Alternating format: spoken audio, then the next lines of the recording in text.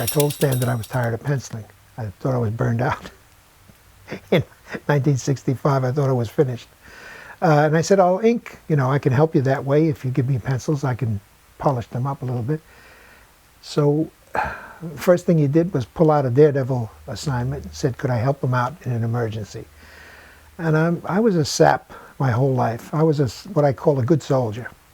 And I said, sure, if you need help, I'll help you out with that. Fully expecting I'll go back to inking after I finish this one DareDevil story. Of course, that lasted 6 months, I think. I did DareDevil, and I started to like it, thanks to Jack Kirby's indoctrination with breakdowns. This is the original black and white art, penciled by me, written by Stan Lee, and then inked by me. This is the first splash I did in DareDevil. When I brought in that pencil, Stan accepted this splash, but the pages immediately following it were a little bit quiet and slow moving. So Jack Kirby was called and inducted into the sequence. Stan Lee had elevated the art of communicating with the readers on a page called the bullpen page. He was apologizing, if you read it, for the slowness of the start. But just wait till you get to page 3. That's where Jack Kirby took over.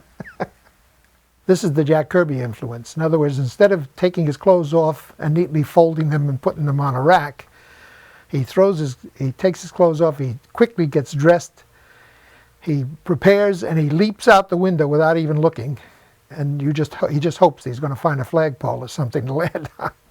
Almost immediately, after seeing the way he paced it, how nothing is slow moving, everything is quick, bang, bang, bang, I caught on almost immediately.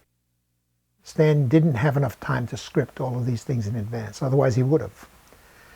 So what he did was, he would verbally or quickly dash out a half-a-page plot and send it to the artist. Mostly it was verbal, I think, just for time's sake. And the artist then would decide what to make a splash scene and how to introduce the characters and how to unfold the story, which was, at first, terrified me.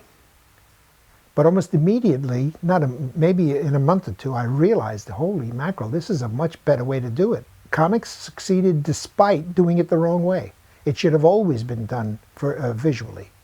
Once we made it a visual medium, two things happened. Every artist had his own approach to storytelling, so you had more variety, instead of having a writer's personal approach. Secondly, Stan Lee discovered that after he had the silent drawings, he could now add balloons where he didn't expect to be able to add them. Sound effects could come anywhere he wanted. So he gained freedom.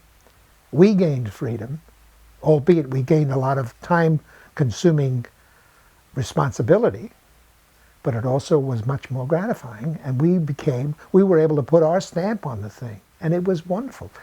If anything made comics boom, I think it was that accident of expediency. The Kingpin is my favorite creation. Stan's procedure used to be, he would leave me a little card on my drawing table saying, next month the character is going to be called the Kingpin. That's all. No description, no limitations. The sky was the limit.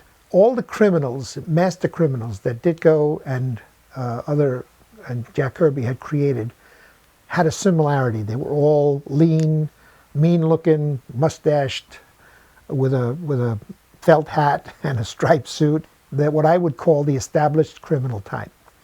So when he said the Kingpin of crime, I immediately was looking for the most different look that I could. So I fashioned him after a Wall Street tycoon baron type. John Jr.'s run on DareDevil is probably one of the most satisfying things that ever happened, because it turns out that I worked on DareDevil for a short period of time, but I felt like it was mine. He then took a run on it, quite a run. The thing with John Jr. is I didn't have to critique him, because the thing that mattered most was storytelling, which was natural to him. And that comes about from the fact that when I started DareDevil, he was about 9 or 10 years old. And we were plotting stories as a family. So help me, when we were driving to Cape Cod one time, 5 or 6 hours in the car, we were plotting Daredevil stories. He loved it. He took off. He started drawing immediately. From the time he was 10 years old till he was about 15, he just did a million drawings, never showed me one. Never showed me one. He said it wasn't ready for me to look at yet. He said, when it's good, I'll let you see it. And I never intruded. I had known that parents can kill a spark faster than anybody by overzealous following and informing and advising. No, I didn't want to do that. So after 6 months, I was in love with Daredevil. And Stan, he asked me, you know, in the 3rd or 4th month, I did a Spider-Man as a guest star. He was trying me out for Spider-Man without my knowledge. So suddenly he comes to me and said, do you think you could do Spider-Man on a monthly basis? And I said, I guess so, but I like to do Daredevil. And he said, Steve Ditko's leaving Spider-Man, would you mind? And I figured, all right, I'll help him out with this. Again, the sap was there. And I really hoped I could get back to Daredevil. I wanted to, somebody had told me that Daredevil's sales had improved while I was on it. And I was feeling great. I was saying, hey, wouldn't it be nice if I could move Daredevil up to be one of the top sellers? But I never had a chance to find out. So that run on Daredevil was like a blissful period of 6 months that I enjoyed myself tremendously. I loved that character. I still to this day think Daredevil's the best character Marvel has.